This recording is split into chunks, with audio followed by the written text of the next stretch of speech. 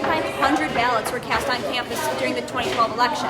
That's over 7 polling places, and although that might seem like a lot, it only adds up to about 52% voter turnout. When completed, Max will be 6'1", and he'll be made of 88 different parts.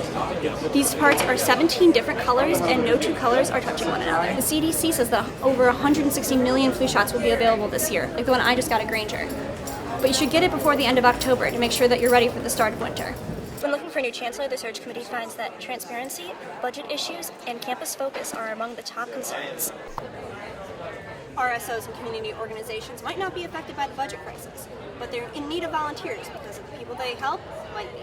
At the University of Illinois Hoof and Horn and Lakeland College Spring Showdown, 2 judges evaluated 2 rings of cattle and their showers. A man named Max came to life with the help of Illinois Maker Lab. The 3D man has been in the printing process for 2 months. Yesterday, all the pieces came together. Maker Lab volunteer Erin McKee is happy to see the detailed process build up to making their new artificial friend. First time we're constructing him as a whole person. We've done like little bits and pieces at a time, but we're really excited to see him all come together because we've seen literally every part of him and wanted to see him whole. Maker Lab is the first lab of its kind to take on building a man like Max. One was made before by a manufacturing company called Voodoo. As a smaller operation, Maker Lab director Vishal Shashdev wanted to prove what was possible in a lab like theirs. It was just to show what's possible about building a full life-size model out of desktop printers. And Eric Reinfish, who's the executive director of the lab, thought it'd be a cool project to show off what's possible. Printing the man was not a small task. Each of the pieces took 14 or 15 hours to print. They were made in the 3rd floor Business Instructional Facility lab. When completed, Max will be 6'1", and he'll be made of 88 different parts.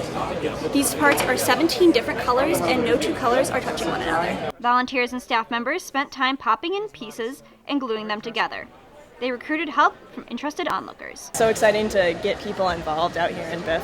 We have people just walking by that are really interested and like me have probably never wandered up to the 3rd floor before and are started discovering what we have to offer and all the cool things you can do with free. Once all the glue is dry and Max is standing upright, he will be dressing for the season and hanging out in the Maker Lab's Biff studio. In Champaign, Miranda Holloway, UI7 News. Fall means fun, but it also means the start of flu season. McKinley Health Center is giving free flu shots to students and staff at the center and at mobile clinics through mid-November. The person next to me in my class today had the flu this weekend, and I knew this was happening today, and I was on the fence about coming, but after I heard that it was fate telling me that I needed to come here today for my flu shot. Yeah. The Center for Disease Control changed its recommendations this year. Patients used to be able to get a nasal spray dosage, but the CDC found that this was not effective in preventing the flu, so only the vaccination will be used this year. The CDC says that over 160 million flu shots will be available this year, like the one I just got at Granger. But you should get it before the end of October to make sure that you're ready for the start of winter. McKinley has always stuck to just the vaccination to prevent the flu. The health center gave over 11,000 flu shots last year, according to Vicki Burkhalter, who runs the clinics. If you've ever had the flu or anything flu-like, you just know if you can get a shot to prevent that, you might want to do it. Not everyone can get their flu shot. Some people have illness and allergies that keep them from being vaccinated. Because of this, the CDC hopes for what is called herd immunity. This means that by vaccinating as many people as possible, there will be a lower risk of disease spreading. Other than protecting others, getting vaccinated is just a way to prevent an unpleasant illness. If, let's say, a student is out for a week, you being a student and me being a student many years ago, you're out. And if you do end up sick, the CDC says that it will be more mild if you've got the vaccine. There are 277 hours left until polls open on Election Day, but ballots are already being cast in Champaign County. Voting began a month ago at the county clerk's office, but 8 locations, one in the Illini Union, opened on Monday. The crowd contained many students, some voting for the first time. It was really easy. I was nervous because I had no idea how to do it, but it literally took 5 seconds to just went in and they told me everything I needed to know. Champaign County Clerk Gordy Holton is encouraging people to vote early like Hunt did. We think early voting is a great option for voters who are ready to vote because the voter gets to choose when and where to vote, and every voter who votes early is a voter who doesn't have to show up on Election Day. Early voting options have expanded since the last presidential election, and Holton is expecting high turnouts. Over 3,500 ballots were cast on campus during the 2012 election. That's over 7 polling places, and although that might seem like a lot, it only adds up to about 52% voter turnout. Holton is expecting a higher turnout because of the high level of interest in the presidential election and the ease of same-day registration. Record-breaking primary numbers are also foretelling of how many people could turn out for this election. 59,000 people voted in Champaign County for the most recent primaries. The previous record was 40,000. We are preparing for similar record-breaking turnout for November, and part of that push is trying to get as many people as possible to vote early to make Election Day less stressful for everyone. Taking the stress out of voting is helpful when your first election is this divisive. A little nerve-wracking because, it's nice to actually have my own opinion, especially because, this year is, insane. So, it's nice to, kind of feel like I had a say in, whoever ends up voting. A second early voting location on campus will open at the... In other news, U of I staff are feeling the impact of the state budget crisis. The crisis has prompted layoffs in many university departments.